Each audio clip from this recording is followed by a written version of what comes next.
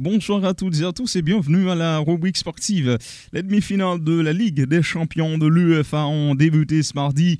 Dans son entrée de l'Etihad Stadium, Manchester City s'est offert le scalp du Real Madrid pour prendre une option sur les qualifications pour la finale de la prestigieuse compétition. Les coéquipiers de Kevin De Bruyne et Raheem Sterling se rendront à Madrid, confiants la semaine prochaine en vue du second round.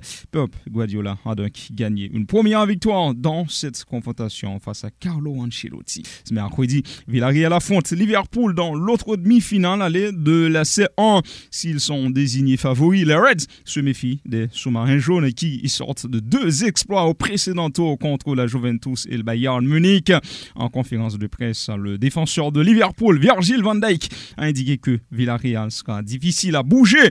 Le Néerlandais a fait part de son impression par la force collective du club espagnol, tout en faisant les éloges de certaines de ses individualités, dont Dani Parejo, Don Juma et Gérard Moreno.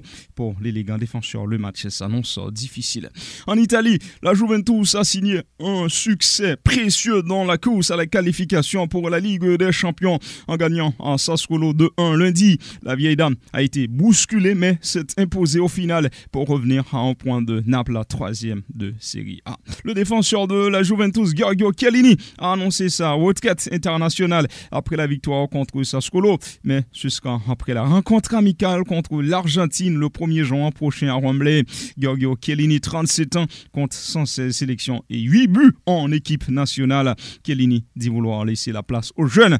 Il part sur un sentiment mitigé après son sacre à l'Euro. L'Italie n'a pas réussi à se qualifier pour la Coupe du Monde en se faisant surprendre à domicile par la Macédoine du Nord. En mode transfert, le FC Barcelone sécurise son avenir. Le club catalan annonce la prolongation de son défenseur central uruguayen Ronald Araujo jusqu'en 2026 avec une clause libératoire de 2 milliards d'euros. Araujo, 23 ans, est considéré comme l'un des défenseurs les plus prometteurs du monde du foot. Le Barça qui s'active également pour la prolongation d'une autre pépite, Gavi, dont son contrat arrive à terme en 2023. Le phénomène de 17 ans est monté en puissance cette saison en prenant part à la majorité des rencontres du FC Barcelone dans la peau de titulaire. Gavi se trouve dans le viseur de Liverpool et du Bayern Munich.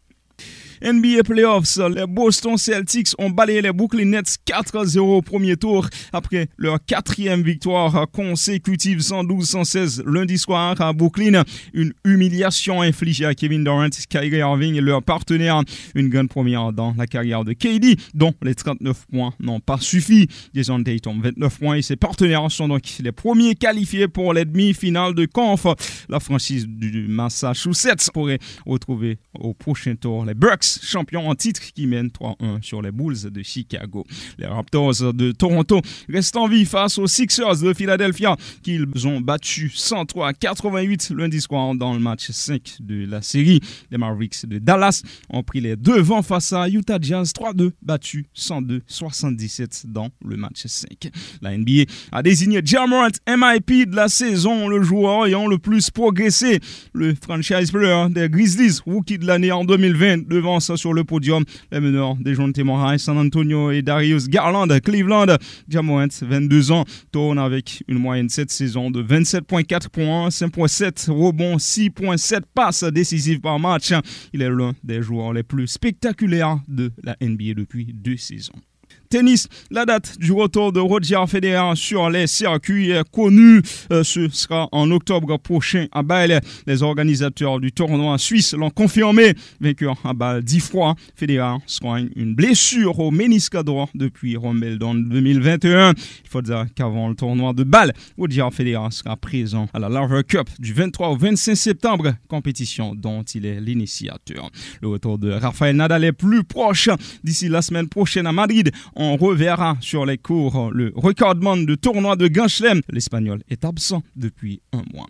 Bonne nouvelle pour Novak Djokovic. Wimbledon ne recommandera pas de passe vaccinale pour son tournoi prévu du 27 juin au 11 juillet.